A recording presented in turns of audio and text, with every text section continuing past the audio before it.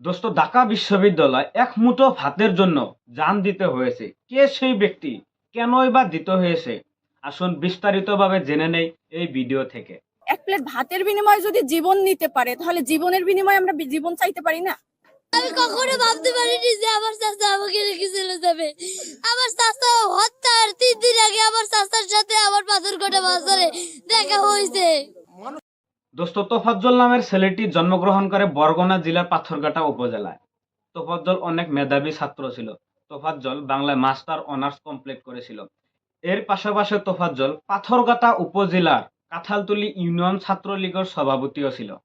তোফাজ্জলের ব্যক্তিগত জীবনে ওখানকার চেয়ারম্যানের মেয়ের সাথে তোফাজ্জলের প্রেম হয়। সেই প্রেম চেয়ারম্যান সাহেব মেনে না নিয়ে অন্য একটি ছেলের সাথে চেয়ারম্যানের মেয়ের বিয়ে ঠিক করে।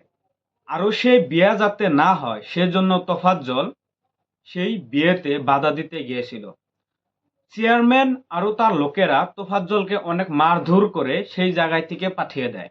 আরও সেই মারধরে তোফাজ্জল মাথায় অনেক আঘাত পায়। আরও চেয়ারম্যানের মেয়ে অন্য একটি ছেলের সাথে বিয়ে দিয়ে দেয়, যার জন্য তোফাজ্জল অন্তরে অনেক আঘাত পায়। সেই আঘাত সহ্য করতে না পেরে তোফাজ্জল কিছুটা মানসিক ভারসাম্য হারিয়ে ফেলে। এর কিছুদিনের মধ্যে খুব অল্প সময়ের ব্যবধানে 2011 সালে তোফাজ্জলের বাবা মারা যায় রোড অ্যাক্সিডেন্টে। তারপর আরো অল্প সময়ের ব্যবধানে তোফাজ্জলের মা মারা যায় লিভার ক্যান্সারে। তোফাজ্জল মা বাবা হারানোর পর তোফাজ্জলকে দেখাশোনা করার জন্য তোফাজ্জলের একমাত্র বড় ভাই ছাড়া অন্য কেউ ছিল না। তোফাজ্জলের বড় ভাই তোফাজ্জলকে অনেক চিকিৎসা করত। তোফাজ্জল পুরোপুরি সুস্থ না হতেই গত বছর ইয়ানি 2023 সালে তোফাজ্জলের বড় ভাই নাসির হোসেন নাজিরপুর থানার এসআই ছিল। সেই ভাইটাও মারা যায় লিভার ক্যান্সারে। তোফাজ্জল বাবা মা আর একমাত্র বড় ভাই হারানোর যন্ত্রণা সহ্য করতে না পেরে তোফাজ্জল পুরোপুরি মানসিক ভারসাম্য হারিয়ে ফেলে। তোফাজ্জল বিগত 2 থেকে 3 বছর ধরে পাগলের মতো হয়ে ঢাকা বিশ্ববিদ্যালয়ের ক্যাম্পাসে ঘুরে বেড়াতো। কারো কাছে কিছু টাকা চেয়ে কিছু কিনে খেত, আর নয় কারো কাছে খাবার চেয়ে খেত। এমন করে তোফাজ্জল দিনগুলো কাটাতো। 18 আগস্ট দিনের বেলায় ঢাকা বিশ্ববিদ্যালয়ে থাকা ছাত্ররা কয়েকটি মোবাইল এক জায়গায় রেখে ক্রিকেট খেলছিল। খেলা শেষ হওয়ার পর সেই ছাত্ররা এসে দেখতে পায় সেই জায়গায় থেকে মোবাইল হারিয়ে গিয়েছে। সেই দিন রাত সময় ছিল আনুমানিক 7টা 45 মিনিট। ছাত্ররা তোফাজ্জলকে ঢাকা বিশ্ববিদ্যালয়ের ক্যাম্পাসে ঘুরতে দেখতে পায়। লগে লগে তোফাজ্জলকে মোবাইল চোর সন্দেহে ছাত্ররা ধরে ফেলে। তোফাজ্জলকে ঢাকা বিশ্ববিদ্যালয়ে থাকা ফজলুল হলের ভিতরে নিয়ে তোফাজ্জলকে অনেক মারধর শুরু করে। ছাত্ররা তোফাজ্জলকে মোবাইল ফেরত দিতে বলে। তোফাজ্জল বলে, মোবাইল আমি নেই নাই, মোবাইলের বিষয়ে আমি কিছুই জানি না। তোফাজ্জল অনেক ভালো ছেলে ছিল। অন্য জনের বস্তু খারাপ নজরে তোফাজ্জল কোনোদিন টাচও করতো না। কিন্তু ছাত্ররা তোফাজ্জলের কথা না শুনে তোফাজ্জলকে অনেক মারতে শুরু করে। গণধুলাই দেওয়ার পর তোফাজ্জলকে নিয়ে যায় ক্যান্টিনে ভাত খাওয়ানোর জন্য। ডাল দিয়ে ভাত খেতে দেয় তোফাজ্জলকে, আরো বলে, খাবার কেমন হয়েছে? তোফাজ্জল ভাই বলে, খাবার অনেক ভালো হয়েছে। তোফাজ্জল ভাই অল্প অল্প করে ভাত খেত, কারণ ছাত্ররা তোফাজ্জলকে বলে, যত সময় তুই ভাত খাবি তত সময় তুই বাঁচবি, ভাত খাওয়া শেষ হওয়ার পর তোকে মেরে ফেলবো। বলুন তো, এই কথা শোনার পর কেমন করে ভাত খেতে মন যাবে? খাবার কেমন ভাই? বড় ভাই খাবার কেমন?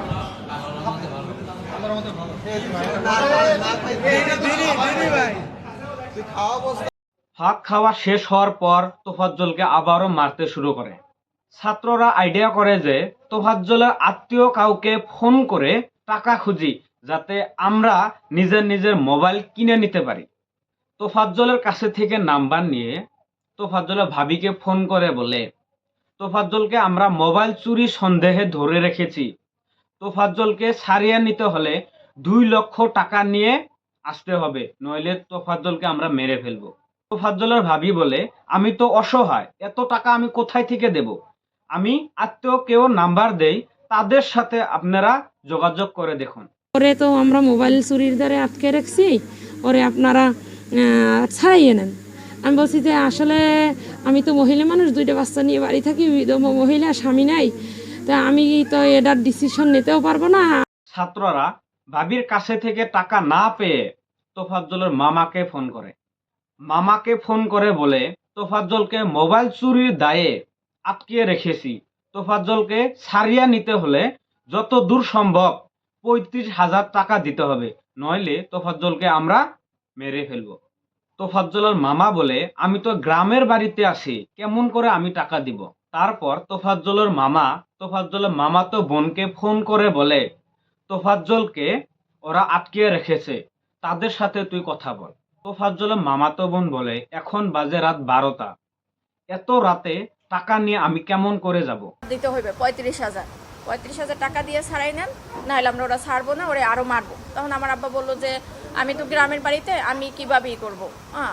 আরে তোফাজ্জল ভাই, আসলেই তোমার কপালটাই খারাপ, কারণ বিপদের সময় কেউ ধরা দিতে চায় না, চাহে পর হক ইয়া আপন কেউ। তোফাজ্জলের মামাতো বোন ছাত্রদেরকে বলে তোফাজ্জলকে মারবেন না, তোফাজ্জল মানসিক ভারসাম্যহীন। তোফাজ্জল যদি কোনো ভুল করে থাকে তাহলে তোফাজ্জলকে থানায় দেন, তাও ওকে মারবেন না। ছাত্ররা টাকা না পেয়ে তোফাজ্জলকে অনেক মারতে শুরু করে। ছাত্ররা ক্রিকেট খেলার স্টাম্প দিয়ে যেভাবে সাপকে মারা হয় ঠিক সেইভাবে তোফাজ্জলকে মারতে শুরু করে। ছাত্ররা তোফাজ্জলকে এতই খারাপ ভাবে মারে যে ক্রিকেট খেলার স্টাম্পের নিচে তোফাজ্জলের হাত রেখে সেই স্টাম্প পাড়াতো, যাতে তোফাজ্জলের হাত শেষে ভেঙে যায়।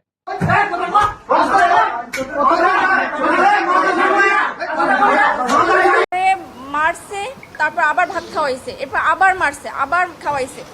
এমন করে মারতে মারতে ছাত্ররা দেখতে পায় তোফাজ্জল তো কোনো লড়াছড়া করতেছে না, আরো কথাও বলতেছে না। তখন তোফাজ্জল জ্ঞান হারিয়ে ফেলে। তারপর তোফাজ্জলকে ঢাকা মেডিকেলে নিয়ে যাওয়া হয়। মেডিকেলে পৌঁছানোর পর মেডিকেলে থাকা ডক্টরে তোফাজ্জল এই পৃথিবী ছেড়ে বিদায় নেওয়া ঘোষণা করে দেয়। সিসিটিভি ফুটেজ দেখে পুলিশের 6 জন আসামিকে গ্রেপ্তার করে, আর সেই 6 জন আসামি 166 ধারায় জবানবন্দি দেয়।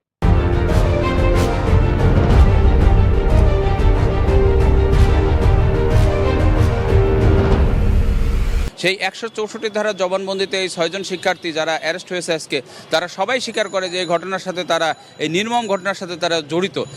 এই দিকে যে বানায় সেও পিন্ধে না, বিক্রি করে দেয়।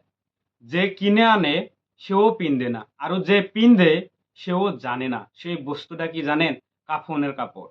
তোফাজ্জলকে কাফনের কাপড় পরাইয়া নিজ গ্রামের কবরস্থানে নিয়ে আসা হয় দাফন করার জন্য।